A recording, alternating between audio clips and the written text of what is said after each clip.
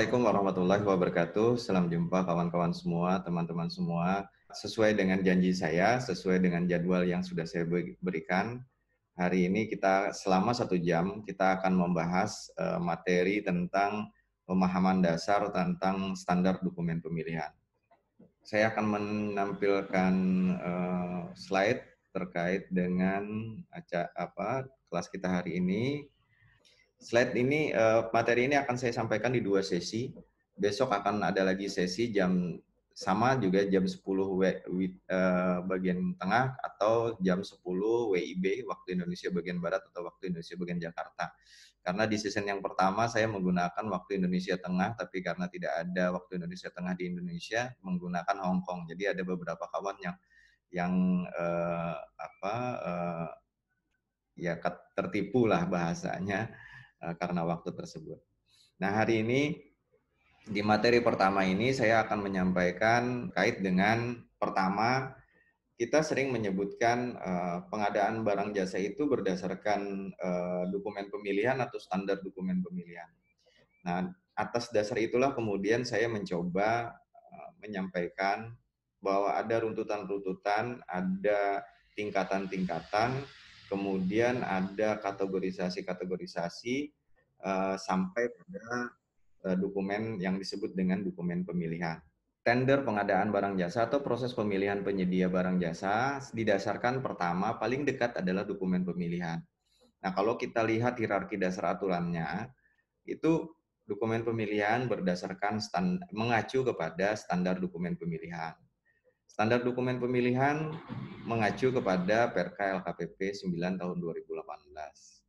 Kemudian Perka LKPP tahun 2019 adalah merupakan turunan dari Perpres 16 tahun 2018.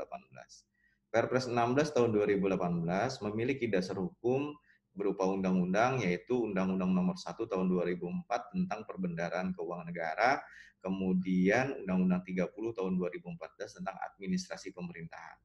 Nah, jadi kalau misalkan ada beberapa kawan yang selalu menanyakan pertanyaan, Pak, kalau apa yang Bapak sampaikan itu dasar hukumnya mana? Nah, ini kalau kita berbicara dasar hukum terlalu jauh gitu. Karena apa? Dokumen pemilihan itu adalah berupa penetapan pilihan-pilihan dari apa yang sudah ada di dalam standar dokumen pemilihan. Bahkan konsep standar dokumen pemilihan sekarang itu meminimalisir pilihan-pilihan. Jadi pada intinya adalah dokumen pemilihan itu adalah ketetapan. Ketetapan dari siapa? Ketetapan dari Pokja untuk syarat-syarat kualifikasi, kemudian ketetapan dari PPK yang dititipkan kepada Pokja untuk syarat-syarat pemilihan. Nah, acuannya ada di standar dokumen pemilihan. Jadi tidak langsung mengacu kepada dasar hukumnya. Bahwa itu adalah turunan dari dasar hukumnya, iya. Maka dari itu kalau ditanyakan langsung kepada dasar hukum, tentu kita harus melihat runtutan-runtutannya. Undang-undang itu boleh disebut sebagai dasar hukum. Kemudian kalau peraturan itu adalah dasar kebijakan. Karena turunan dari undang-undang adalah peraturan. Peraturan adalah kebijakan. Kemudian kebijakan ini diturunkan ke dalam pedoman-pedoman. Nah, pedoman yang paling utama dalam pemilihan penyedia adalah Perka LKPP nomor 9 tahun 2018. Kemudian pedoman ini didetailkan di dalam petunjuk-petunjuk pelaksanaan.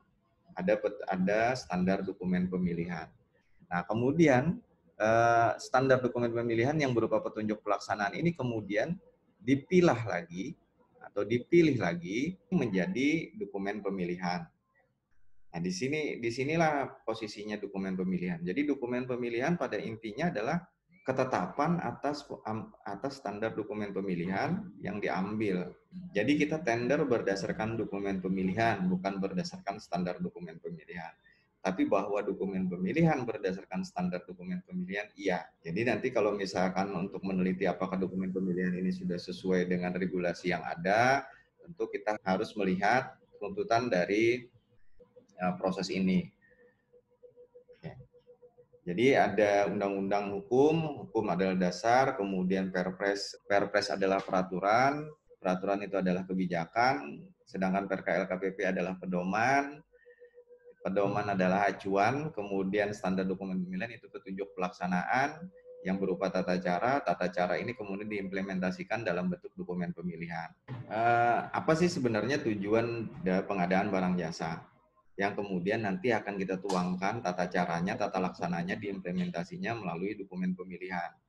Standar dokumen pemilihan sudah berupaya mengguidance kita, mengguidance Pokja, mengguidance PPK, mengguidance PA, KPA dalam rangka memenuhi kebutuhan. Nah, kebutuhan tentang apa? Dalam pengadaan itu ada dua hal yang perlu kita adakan, yaitu pengadaan terkait supplier dan pengadaan terkait supply. Sering ditanyakan, yang lebih dulu itu supply apa supplier? Atau yang lebih penting itu supply atau supplier? Sebenarnya kalau kita berbicara seperti ini seperti kita berbicara berdiskusi tentang duluan mana antara telur dan ayam. Jadi memang tidak perlu didiskusikan terlalu jauh sebenarnya. Tapi pada tataran prosesnya, sebenarnya yang kita identifikasi awal adalah bukan penyedianya atau suppliernya, tapi supply-nya dulu. Nah, jadi yang kita pilih pertama kali adalah supply-nya dulu. Ini secara teorinya. Nanti di teori-teori yang lain mungkin bisa ada lagi bahwa yang lebih dulu itu yang kita lakukan adalah supplier. Tapi dari sisi pemahaman saya bahwa yang lebih dulu kita tetapkan itu adalah apa yang supply atau barang jasa yang kita butuhkan. Disinilah kemudian kita menentukan yang disebut dengan tahapan identifikasi kebutuhan, bagian dari perencanaan pengadaan barang jasa.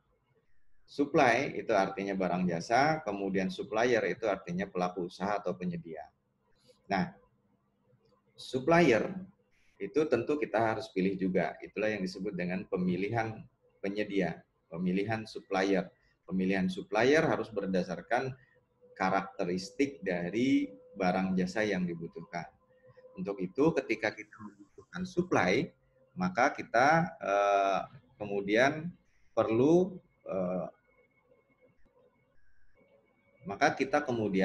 mengidentifikasi pasar mana yang perlu kita endorse untuk memenuhi kebutuhan kita. Nah, di sini pasar ini sangat luas sekali. Misalnya, market dari pengadaan publik itu adalah bagian dari pengadaan private sebenarnya. Jadi di dalam lingkup pengadaan private, pengadaan publik ada di sana. Di situ juga ada pengadaan yang sifatnya sosial kemasyarakatan, yang biasa disebut di modul ITC itu adalah NGO, non-government organization. Jadi ada yang bersifat sosial. Karakteristik belanja dari publik, karakteristik dari belanja dari non-government organization atau LSM atau masyarakat itu sangat berbeda. Termasuk juga dengan karakteristik belanja dari pasar dari swasta. Oke. Jadi karakteristik dari pasar dari swasta juga sangat berbeda sekali. Nah, kemudian kita mencoba menarik pelaku-pelaku usaha di pasar yang luas ini ke dalam pasar pengadaan publik. Inilah yang kemudian disebut dengan pemilihan penyedia atau dalam proses pengadaan publik. Ini yang di dalam lingkup pengadaan publik atau pengadaan pemerintah. Tujuannya adalah agar kita bisa menarik mereka untuk bisa menyediakan kebutuhan berupa barang jasa atau yang kita sebut dengan supply. Nah, mudah-mudahan ini bisa juga membantu kita untuk posisinya sebenarnya bagaimana, sehingga kita dalam memahami istilah-istilah yang ada di dalam regulasi itu bisa jernih memahami. Misalkan kita berdiskusi kemarin itu yang sedang ramai kalau tidak salah itu sedang ramai tentang segmentasi misalkan. Diskusinya tentang segmentasi ini ramai sekali. Segmentasi itu di wilayah mana sih? Di wilayah supply. Gitu. Kemudian kalau kualifikasi itu di wilayah mana sih? Di wilayah supplier. Jadi ketika ada penyebutan kecil, non kecil misalkan, kita harus identifikasi dulu kecil, non kecil ini aturan di wilayah supplier atau di wilayah supply. Nah, ternyata kalau kita identifikasi berdasarkan Undang-Undang 2 tahun 2017 misalkan tentang konstruksi, berdasarkan Perpres 16 tahun 2018, berdasarkan undang-undang terkait dengan Undang-Undang Nomor 1 tahun 2004 yang disebut dengan kecil non kecil ini mengarah kepada aturan di wilayah supply, artinya aturan di wilayah pengadaan barang jasa. Nah, untuk itu maka ketika kita menyebut kecil non kecil itu adalah istilah pada wilayah pengadaan barang jasa atau barang jasa, bukan wilayah penyedia. Sehingga jangan disamakan dengan kecil non kecil, penyedia non kecil, penyedia kecil. Sebenarnya adalah segmentasi kecil, segmentasi non kecil, atau barang jasa kecil atau barang jasa kecil dan barang jasa non kecil. Kalau supplier ini wilayahnya kualifikasi. Kualifikasi berarti kalau kualifikasi itu wilayah supplier, maka kita nyebutnya kecil kecil non kecil itu adalah pengusaha atau pelaku usaha kecil, pelaku usaha non kecil. Sebenarnya sih pelaku usaha non kecil tidak ada dalam regulasi kita. Yang ada adalah pelaku usaha menengah dan besar. Nah, ini juga bagian yang harus kita gali bersama. Kemudian selanjutnya terkait dengan pembagian ini, maka kita perlu memahami sifat-sifat. Sifat-sifat dari apa? Sifat-sifat dari supply yang kita butuhkan, dan sifat-sifat dari supplier yang kita target untuk memenuhi kebutuhan ini. Nah, sifat kebutuhan kita lah yang menentukan bagaimana nanti perilaku dari pelaku usaha dalam merespon permintaan kita untuk menyediakan kebutuhan kita. Ini kemudian dalam teori supply chain management disebut dengan supply positioning model atau SPM, yang dibagi dalam bentuk kuadran, kemudian hasil dari resultan dari teorinya Pareto yang terkait tentang 80-20, bahwa di setiap 80 item pengadaan itu hanya 20% saja yang memiliki value yang besar. Jadi 80% value itu ada di 20% item. Nah, ini yang nanti memang agak sulit dijelaskan di media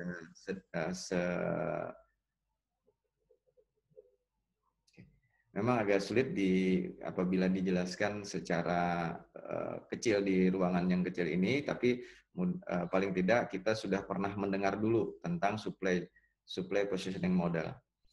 Kemudian dari supply positioning model ini, apa saja yang menentukan kuadran ini? Ada sumbu Y dan sumbu X. Itu ada sumbu terkait expenditure atau nilai belanja. Ini kita kenal dengan sampai dengan 2,5 miliar, di atas 2,5 miliar. Kemudian ada sumbu terkait dengan faktor-faktor kualitatif yang mempengaruhi kebutuhan. Misalkan dampaknya bagi organisasi kita. Kemudian kesempatan atau opportunity kita mendapatkan supply itu di pasar bagaimana, mudah, sedang, atau sangat susah. Kemudian ada lagi yang namanya risiko atau risk rating, ya, ini diambil dari mitigasi risiko. Nah, risiko barang jasa yang kita butuhkan di pasar itu seperti apa? Nah, ini juga bagian yang perlu dipertimbangkan dalam menentukan segmentasi.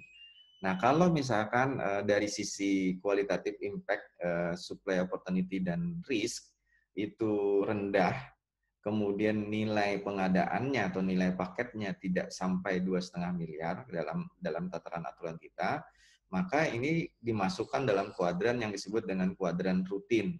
Kuadran rutin ini adalah apabila kebutuhan ini dampaknya kepada organisasi kita tidak terlalu besar, sehingga bisa faktor-faktor atau barang jasa pengganti itu banyak. Misalkan laptop bisa digantikan oleh PC bisa digantikan oleh sementara bisa digantikan oleh tablet dan seterusnya. Printer itu bisa digantikan dengan mesin tik, bisa digantikan dengan tulisan tangan dan seterusnya.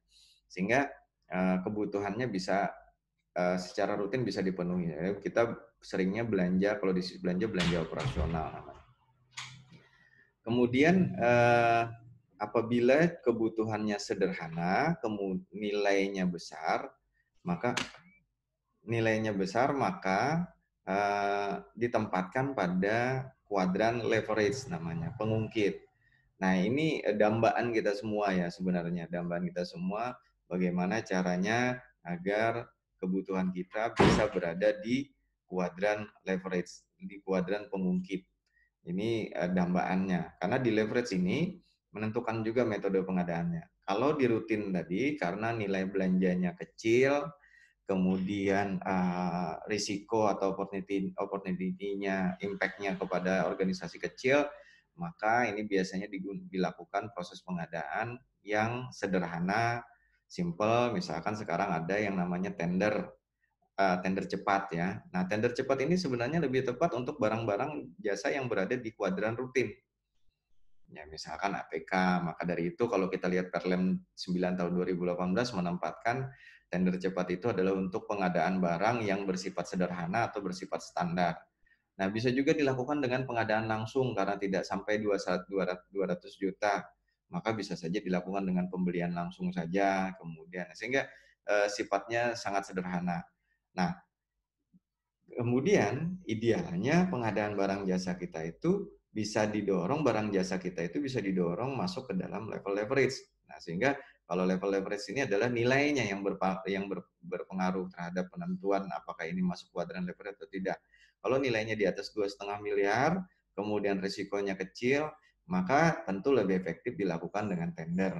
Karena apa? Kita mencari harga terendah dalam pasar persaingan sempurna. Nah, ini filosofi tender ini ada di leverage ini sebenarnya. Nah, tender cepat bisa nggak di barang-barang leverage ini ya? Bisa kalau misalkan barangnya standar gitu ya.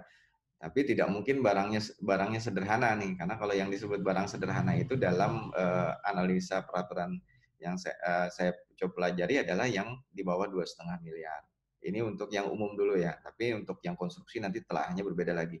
Konstruksi juga pasti akan berdasarkan supply positioning model ini. Maka dari itu kebijakan yang digugat oleh di MA itu mungkin saja ada perbedaan penafsiran dari sisi teoritis. Kalau lebih clear-nya kalau kita bisa pahami di menggunakan kuadran ini. Kemudian apa yang disebut dengan bottleneck? Kalau bottleneck ini adalah kebutuhannya kecil, tapi karena dampaknya terhadap organisasi, risikonya besar terhadap pemenuhan kebutuhan atau layanan organisasi, maka dia menjadi bottleneck gitu. Nah, ini terjadi pada kita sekarang. Yaitu apa? Dulunya yang disebut masker, hand sanitizer itu adalah barang-barang yang sederhana mestinya, tapi kemudian menjadi barang yang bottleneck ketika kondisinya kondisi keadaan bencana sekarang. Kita lihat di pasar itu masker yang dulunya masuk dalam rutin itu naik pangkat menjadi wilayah bottleneck karena apa? Harganya semakin tinggi, kemudian walaupun kita butuh sedikit, tapi barangnya tersedia di pasar sangat sedikit. Ini yang disebut dengan bottleneck. Dan umumnya bottleneck ini dilakukan dengan proses penunjukan langsung atau proses yang dilakukan dengan tata cara Perlem 13 tahun 2018 yang ini bukan untuk keadaan tertentu ya, tapi keadaan darurat. Jadi keadaan darurat dan keadaan tertentu itu berbeda sekarang. Kalau keadaan darurat itu adalah keadaan-keadaan yang kahar yang ditetapkan oleh pemerintah atau pemegang kebijakan daerah, kebijakan kementerian lembaga atau pemegang kebijakan negara. Nah, ini disebut dengan pengadaan darurat. Kalau disebut dengan penunjukan langsung, menurut saya tidak terlalu tepat. Karena apa? Ini tidak bersifat seperti penunjukan langsung. Kalau penunjukan langsung melibatkan Pokja lagi, melibatkan pejabat pengadaan kalau nilainya di bawah 200 juta. Kemudian yang perlu dicatat penunjukan langsung adalah keadaan tertentu. Nah, keadaan darurat sekarang dikeluarkan dari keadaan tertentu karena keadaan darurat menggunakan metode pengadaan tersendiri yang diatur di Perlem 13 tahun 2018. Keadaan darurat ini nanti saya juga coba akan bahas tersendiri sehingga nanti bisa lebih komprehensif.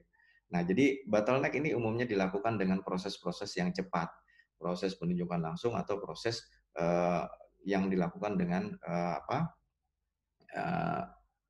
Perlem 13 gitu ya.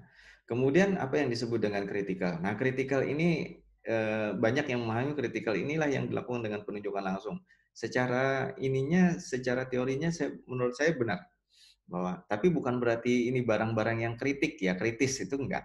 Itu artinya ini adalah barang-barang yang berada di strategik gitu ya, barang-barang yang sangat berdampak besar terhadap organisasi sehingga pola pengadaannya tidak bisa dilakukan dengan cara-cara yang sederhana.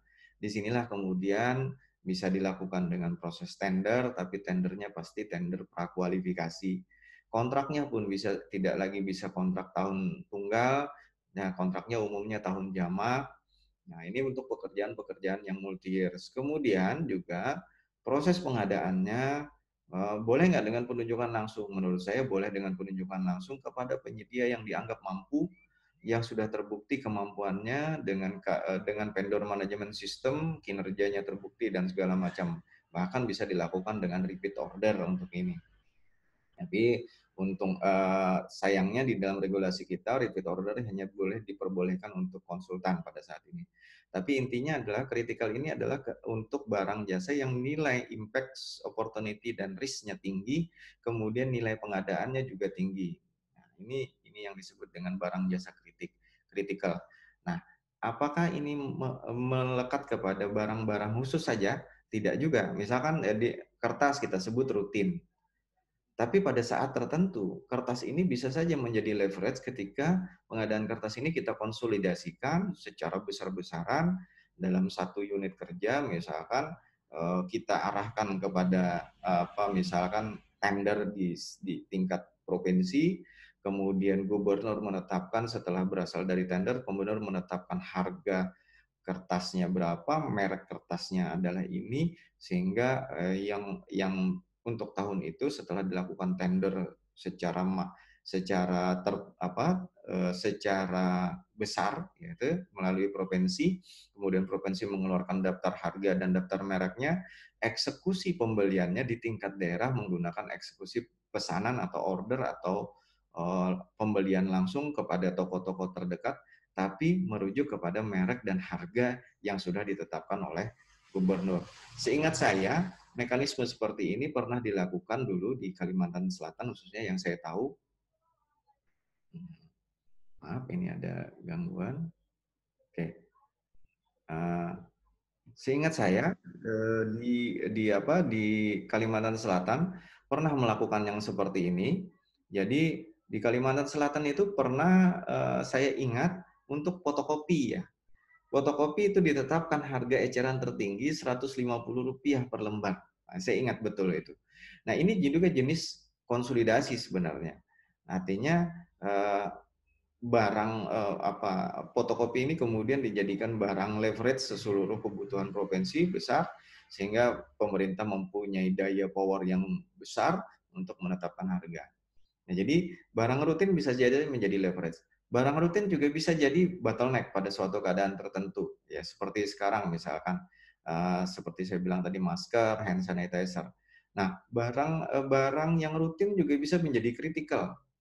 Ketika apa? Ketika kita membutuhkannya dalam waktu yang sangat dan jangka yang panjang, sehingga kita menempatkan yang namanya service level agreement.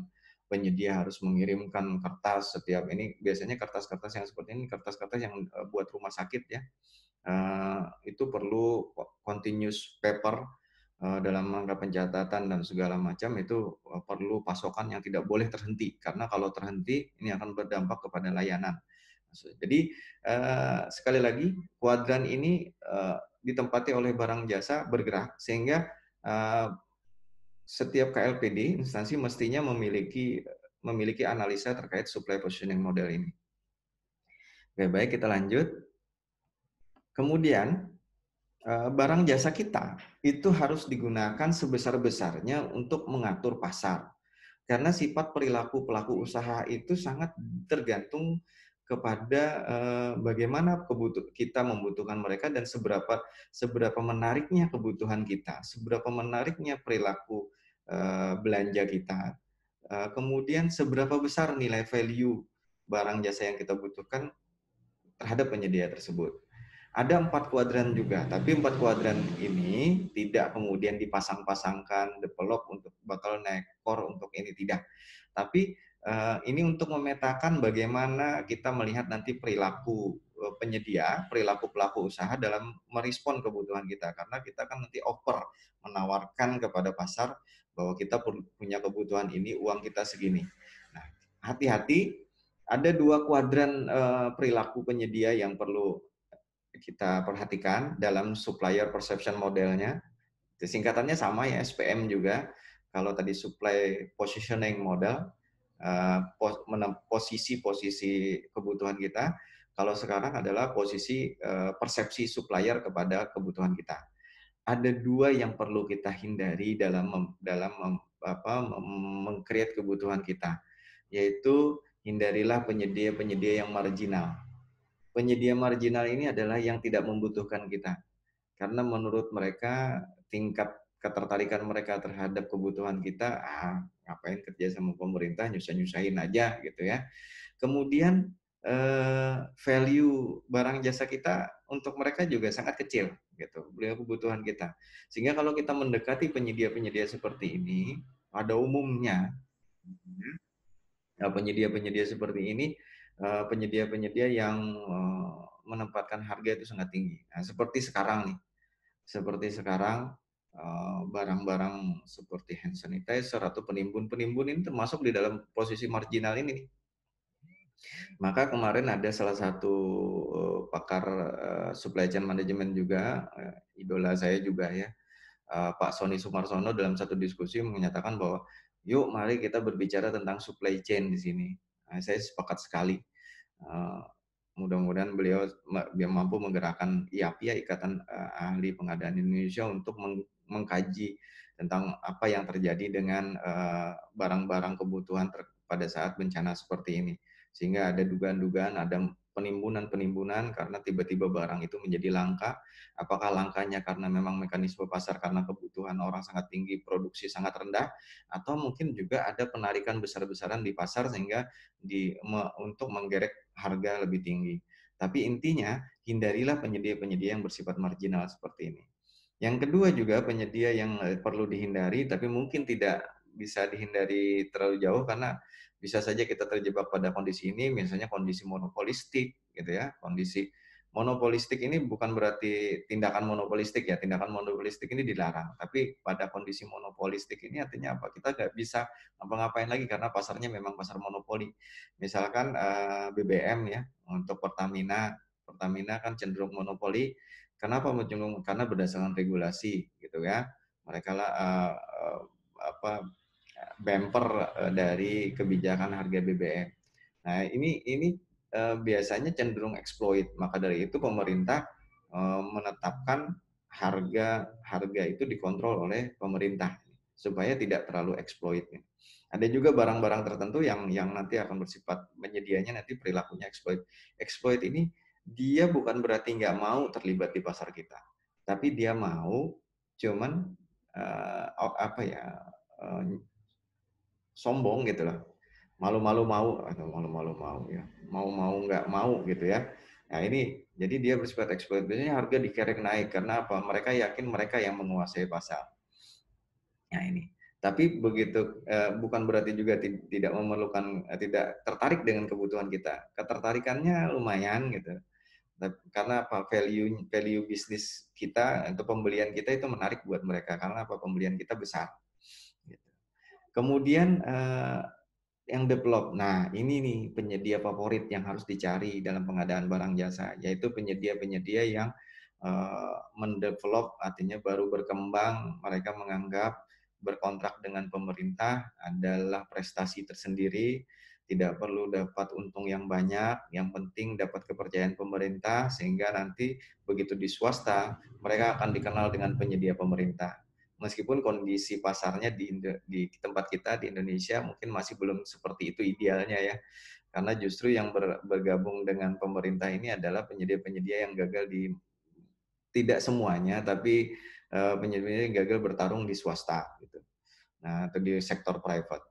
Jadi kalau di Amerika misalkan atau di Eropa itu penyedia-penyedia besar itu ketika mereka menjadi penyedia pemerintah, lisensi dari pemerintah itu mereka jadi bahan buat mereka bahwa kami ini adalah rekanan pemerintah sehingga barang-barang kami adalah barang-barang yang atau produk kami adalah produk-produk yang mewah, orang produk VVIP sehingga tidak bisa dengan harga yang murah dibeli oleh private. Nah, ini kondisi di luar, tapi kondisi di dalam mungkin agak berbeda. Nah, penyedia-penyedia yang develop ini yang perlu sekali kita raih, kita rangkul melalui proses pemilihan penyedia barang jasa. Kemudian ada juga yang disebut dengan penyedia core. Nah, ini sebenarnya menurut saya idealnya untuk barang jasa yang di kritikal tadi, di kritikal atau barang jasa yang di bottleneck, ini kita mempunyai penyedia-penyedia core, penyedia-penyedia utama yang sudah terbukti berpengalaman bekerja sama dengan kita, kinerjanya baik, konditinya bagus, kemudian mampu memenuhi barang jasa sesuai kebutuhan, juga akrab dengan proses administrasi pemerintahan dan seterusnya. Nah, sehingga inilah yang mestinya berada di tingkat level paling tinggi dalam sistem informasi kinerja penyedia kita. Nah, ini cita-cita kita dengan sikap tuh ini. Akan sering saya sebutkan penyedia bintang 5 ini adalah penyedia-penyedia core nih. Nah, sehingga kalau ada yang bertanya, Pak, gimana kalau misalkan kita pengadaan kepada penyedia itu saja boleh nggak? Boleh, selama penilaian kinerjanya transparan, gitu. Inilah harta karun kita sebenarnya, penyedia-penyedia core ini. Kita justru mencari penyedia-penyedia core ini untuk ditempatkan dalam sistem informasi kinerja penyedia, yang kemudian dalam bahasa Inggrisnya vendor management system, sehingga waktu kita membutuhkan, kita tinggal tunjuk saja kepada penyedia-penyedia ini. Nah, ratingnya sudah jelas, ratingnya. Kemudian penilaian ratingnya, bahkan sistem rating penilaian informasi kinerja penyedia bisa dilakukan oleh 3 pihak sekaligus. Dilakukan oleh pihak swasta, pemerintah, kemudian juga masyarakat bisa menilai kinerja penyedia.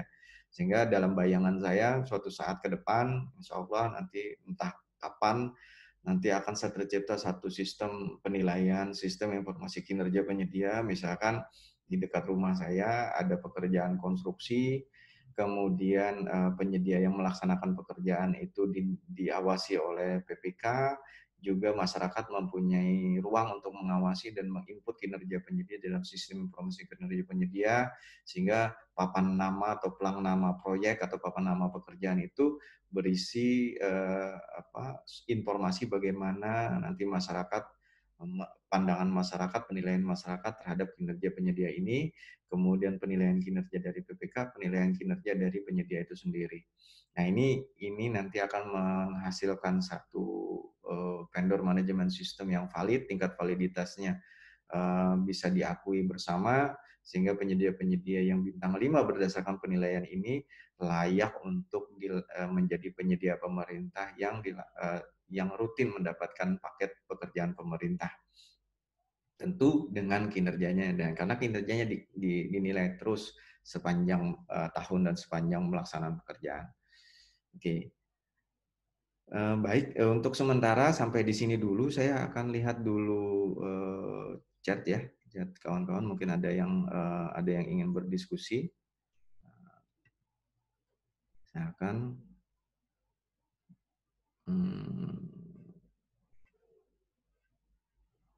oke. Bagi kawan-kawan yang ingin menyampaikan pertanyaan, silahkan sampaikan melalui chat atau saya coba unmute semua audio ya. Ini ya.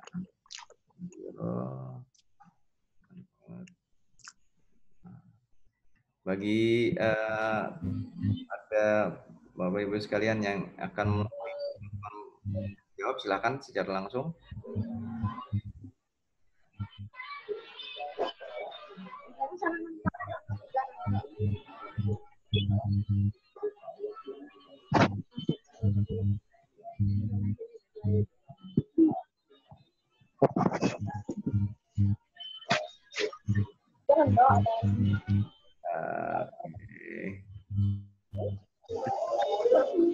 Via chat ya, Bapak Ibu sekalian, bisa disampaikan via chat. Karena kalau dengan suara sepertinya banyak storing di belakang. Terima kasih buat kawan-kawan, ada 17 peserta yang sudah hadir. Terima kasih, juga ada yang videonya bisa terlihat ini. Pak Iwan ya, Pak Iwan Chan.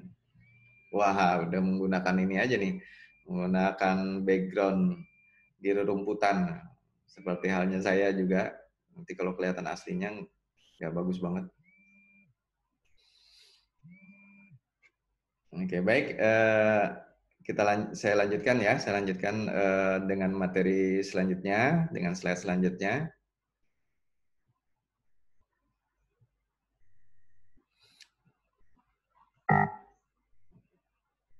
Oke. Nah, dari dua kuadran tadi, dua gambar tadi, dua kuadran supply positioning model dan supplier perception model tadi, apa sebenarnya yang kita ingin target dari proses pemilihan penyedia, sehingga ini nanti bisa tergambar dalam dokumen pemilihan yang kita susun. Nanti kita lihat, kita coba juga komparasi dengan standar dokumen pemilihan. Nah, kelas ini juga saya berharap, maka dari itu saya sebutnya adalah kajian ya. Saya menyebutnya kajian. Kenapa saya menyebut kajian? Artinya apa? Kita nanti coba di kelas-kelas selanjutnya, mimpi saya lah gitu, mudah-mudahan kelas-kelas selanjutnya bisa berjalan, karena memang ini sekaligus juga ini hanya sebenarnya memanfaatkan work from home, kondisi kita sekarang. Ini bisa kita berlanjut kepada kajian, kita membahas, kita buka standar dokumen, kemudian kita bahas bersama. Nah, siapa tahu nanti kita bisa berikan masukan-masukan untuk melengkapi standar dokumen ini, sehingga ya, karena yang namanya standar dokumen atau petunjuk pelaksanaan itu memang harus disempurnakan setiap saat ya. Tidak bisa standar dokumen itu berlaku untuk puluhan tahun. Jadi kita harus update terus, disesuaikan dengan kondisi sosial, kondisi lingkungan, dan seterusnya. Nah, target pemilihan penyedia. Target pemilihan penyedia sebenarnya kalau kita baca di dalam regulasi adalah dalam rangka kita mendapatkan rekanan. Nah, kalau kita berbicara tentang rekanan, tentu ada di kuadran ujung di supplier perception model tadi. Rekanan itu adalah penyedia-penyedia yang masuk core. Tujuannya apa? Tujuannya yang core ini untuk bisa tujuannya yang core ini untuk bisa merespon kebutuhan 80% kebutuhan utama kita. Yang 20% itu baru masuk dalam kuadran-kuadran develop dan seterusnya. Nah, ini. Nah, kemudian apa yang perlu kita lihat dari sisi penyedia, apa yang perlu kita lihat dalam rangka kita mendapat rekanan? Cita-citanya adalah rekanan kita adalah yang memiliki motivasi tinggi untuk memenuhi kebutuhan kita, bermitra dengan kita, dan kemudian selain motivasi juga memiliki kapabilitas yang cukup, kapabilitas yang tinggi bahkan dalam rangka memenuhi kebutuhan kita. Sehingga dari sisi kondite, dari sisi kemampuan teknis, dari sisi administrasi, dari sisi kualifikasi, dan harga juga memiliki keunggulan. Sehingga inilah yang cita-cita kita. Artinya dalam proses menyusun dokumen pemilihan, standar dokumen pemilihan, yang kita coba raih adalah bagaimana kita dapat penyedia yang memiliki motivasi tinggi dan memiliki kapabilitas yang tinggi. Nah, sayangnya motivasi dan kapabilitas ini bisa bergerak berdasarkan waktu, situasi, dan kondisi.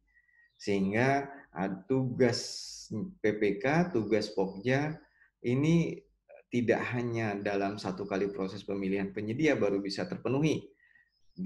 Kita harus memenuhi, kita harus apa?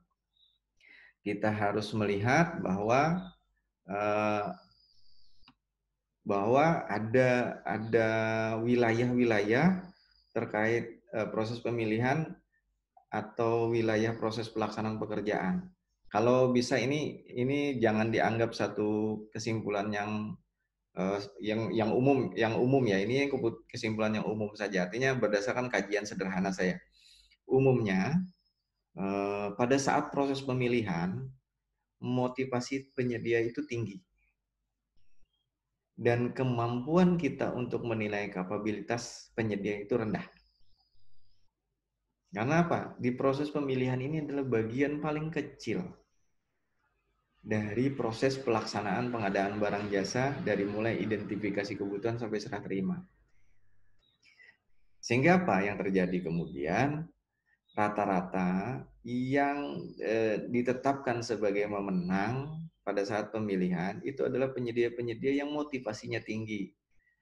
Bisa dilihat motivasi tinggi itu dari mana. Biasanya motivasi tinggi itu atau motivasi ini biasa ada jadi dipengaruhi oleh nafsu. Biasanya nafsunya tinggi, tenaga kurang.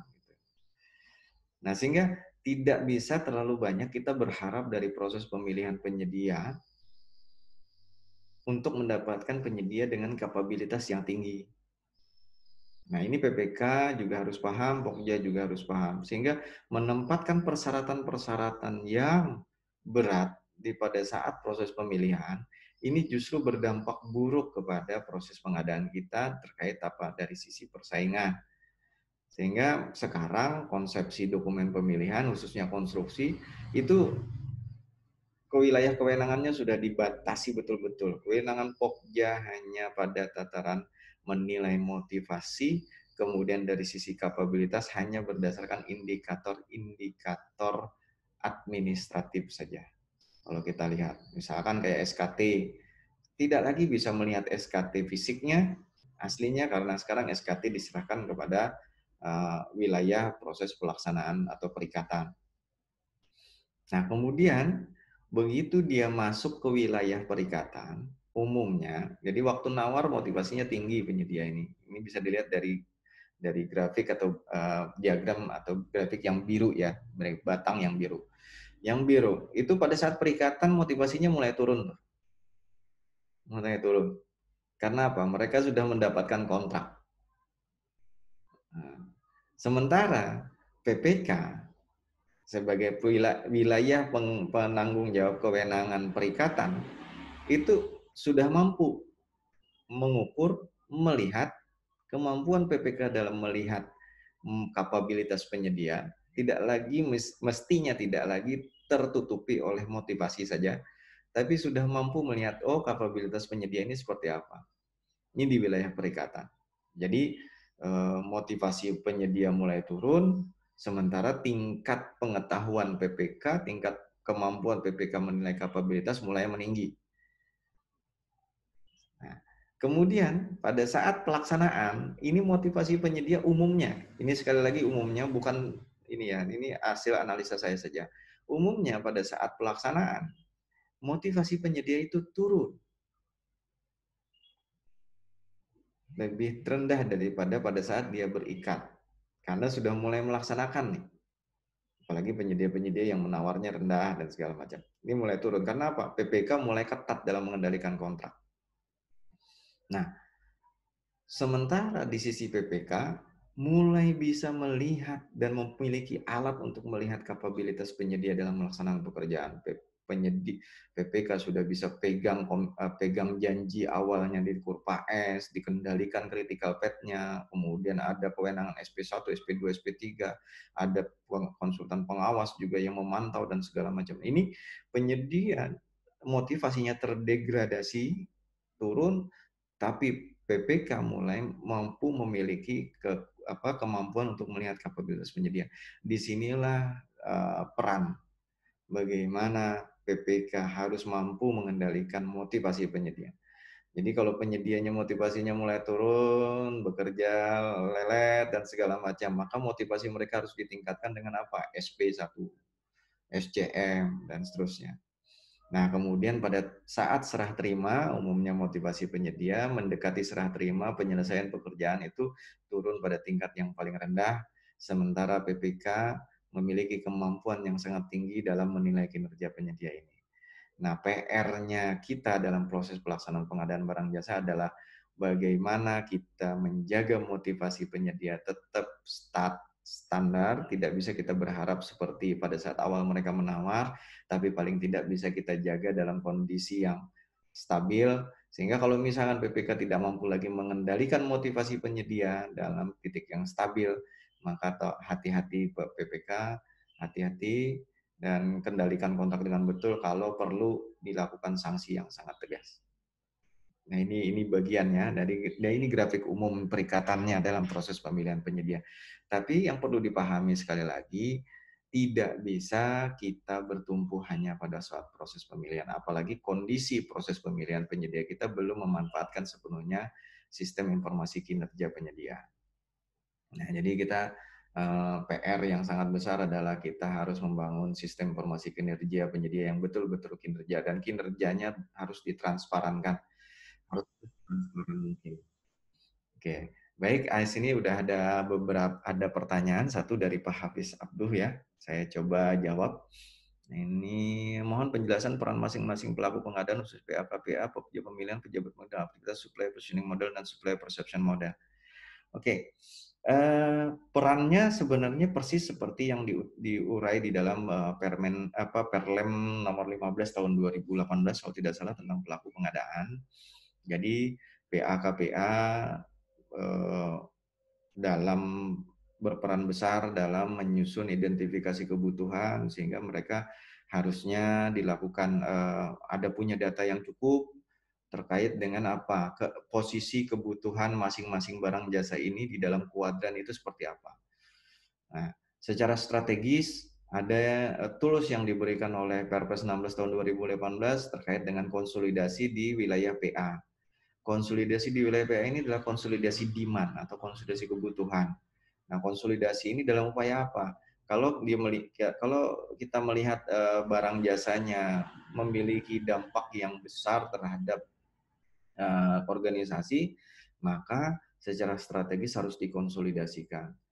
Kita jangan lihat hanya satu SKPD saja misalkan atau satu unit kerja saja, lihat kebutuhannya di unit kerja yang lain, barangkali bisa kita konsolidasikan sehingga kita bisa memfilter bagaimana caranya tidak mendapatkan penyedia yang marginal atau exploit. Karena dengan kebutuhan semakin besar, kita memiliki power yang besar dalam rangka mengatur pasar penyedia, mengendalikan pasar penyedia.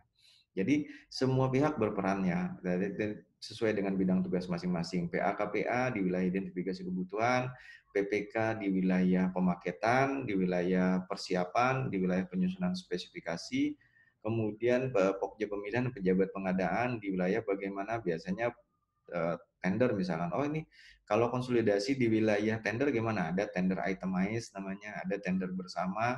Tender bersama biasanya melahirkan kontrak bersama.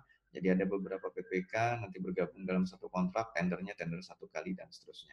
Nanti mungkin akan bisa dibahas lebih mendalam di wilayah lain. Tapi paling tidak mudah-mudahan Pak Hafiz Abduh bisa memahami, bisa sedikit memahami bagaimana peran dan fungsi masing-masing. Sebenarnya di Perlem 15 menurut saya sudah cukup ideal dalam menerjemahkan supply position model dan supply perception model ini ke dalam regulasi.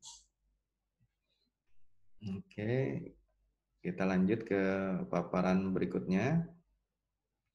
Waktu kita tinggal 7 menit.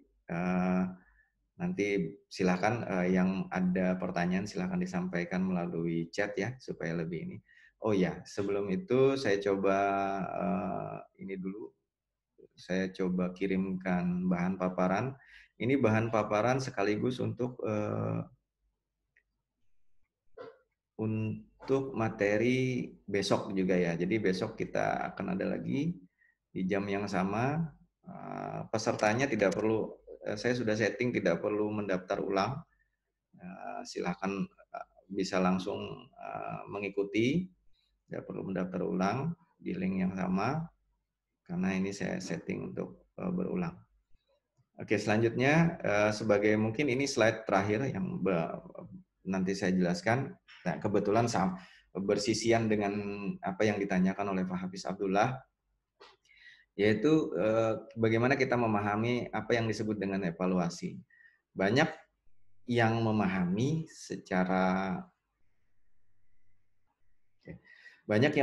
secara awam bahwa yang disebut dengan evaluasi penyedia itu hanya pada saat proses pemilihan penyedia saja.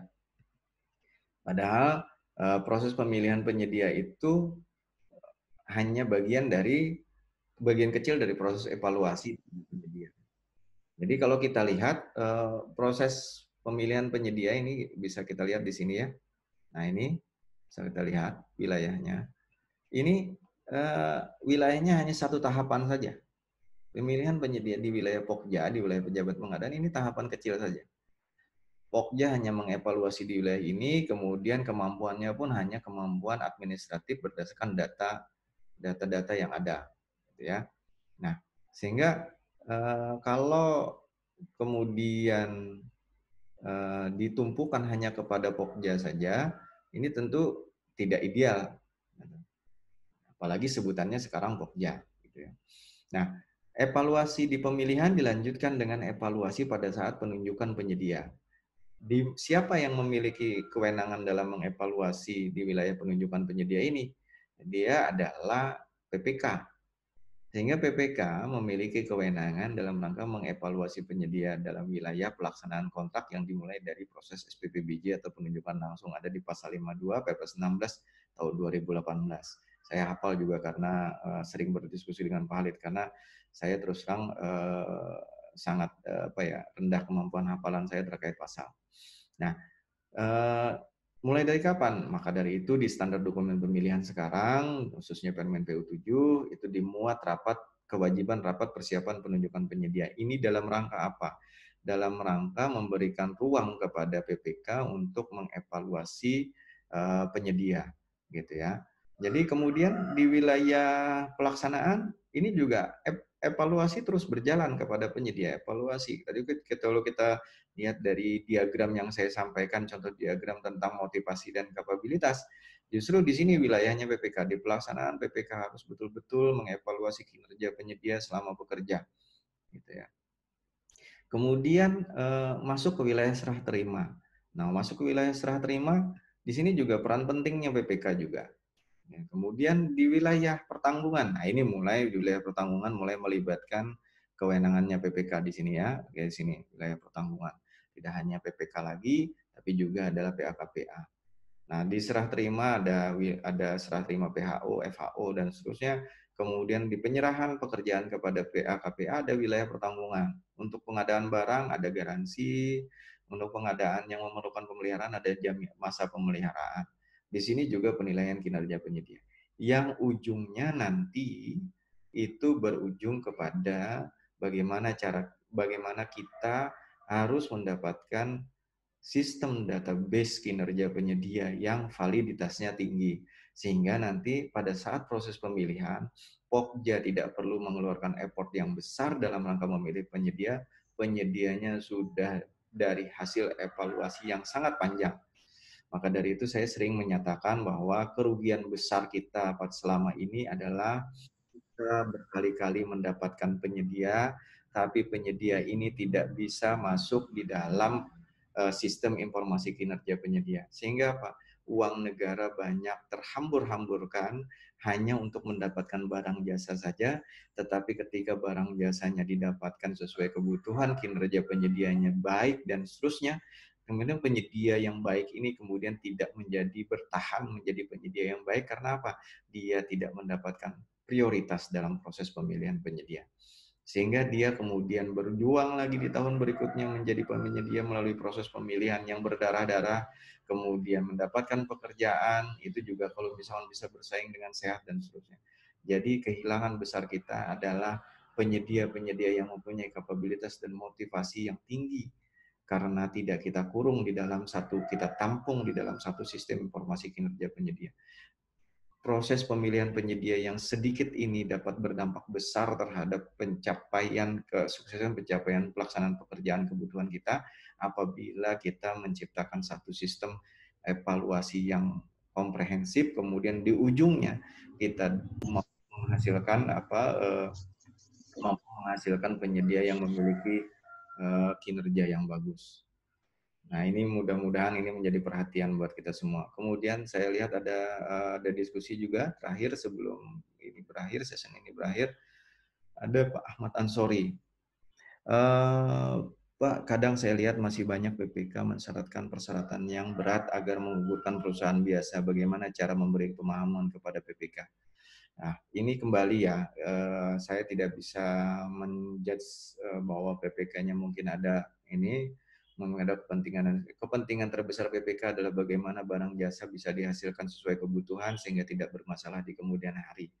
Tapi saya memahami tingkat stressingnya kepada PPK. PPK ini cukup stres sekarang, apalagi dalam kondisi peraturan yang membebankan tugas yang begitu besar, sementara informasi kinerja penyedia barang jasa kita tidak bisa kita ciptakan dengan baik sampai sekarang.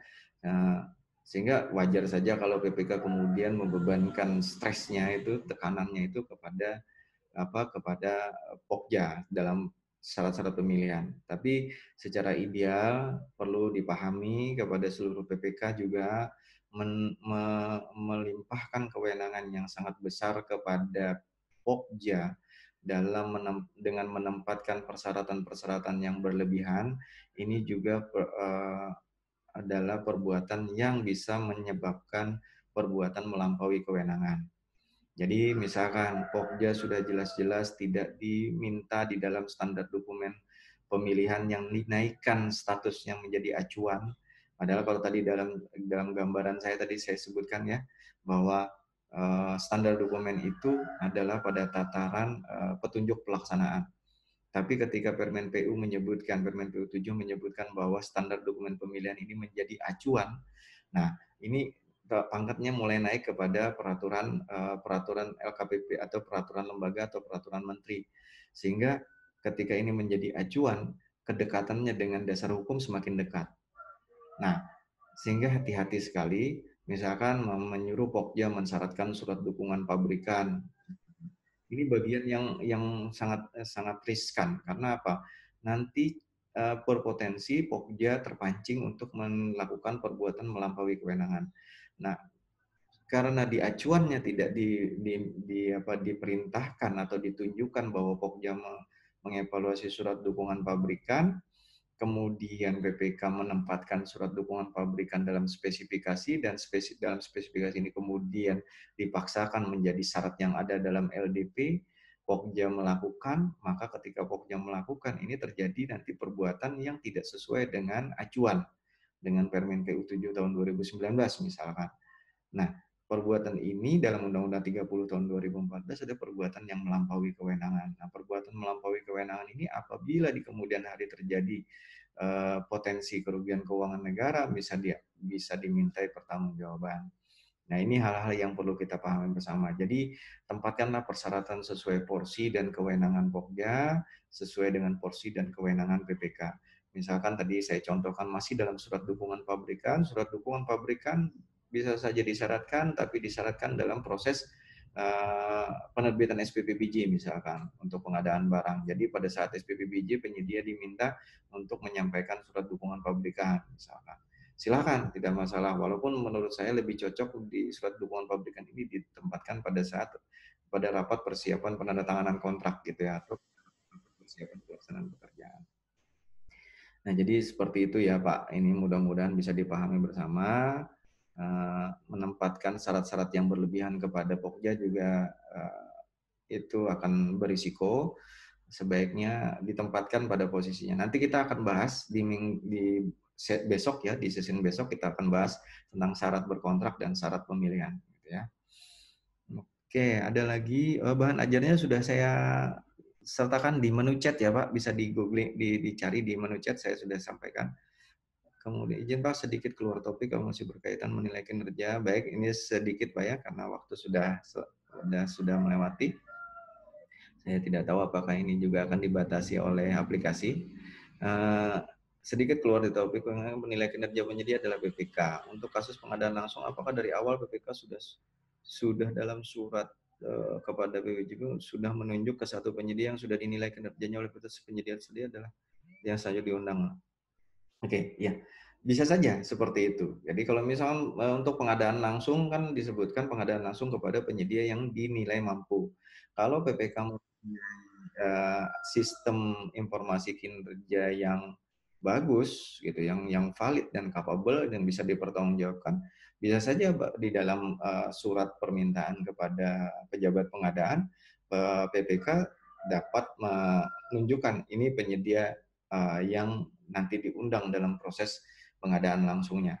Nah ini sekali lagi dengan catatan apa? Dengan catatan sistem informasi kinerja penyedia kita itu sudah valid dan transparan.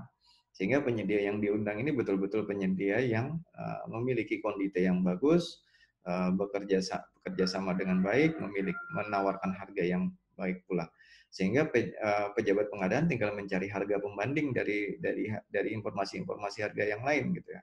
Inilah kemudian saya pernah punya ide bahwa untuk barang-barang seperti ini pemerintah dapat membangun satu sistem informasi transaksi pengadaan terkait barang-barang itu secara transparan, sehingga masyarakat pun bisa menginformasikan harga pasar di masyarakat berapa, distributor atau supplier atau pemasok itu juga bisa menginformasikan harga di sistem yang sama, sehingga PPK dapat menyusun HPS dengan mudah. Ini impiannya seperti itu. Oke, baik kawan-kawan semua, Bapak Ibu sekalian yang sudah hadir, saya sampai slide ini saya akhiri kelas kita. Mudah-mudahan kelas ini bisa bermanfaat buat kawan-kawan yang juga hadir pada live streaming Facebook. Juga terima kasih, saya tidak bisa jawab chatnya di Facebook karena sekali lagi ini saya hanya menjawab untuk yang di kelas ini saja. Tapi mudah-mudahan apa yang saya sampaikan di Facebook juga itu bisa menjadi bahan yang baik untuk pelajaran kita. Jangan lupa buat kawan-kawan yang sudah berhadir, hari ini ada 17 orang yang berhadir.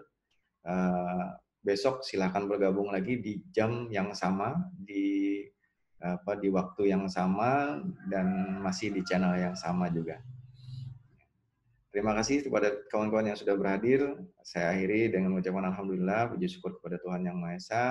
Wassalamualaikum warahmatullahi wabarakatuh.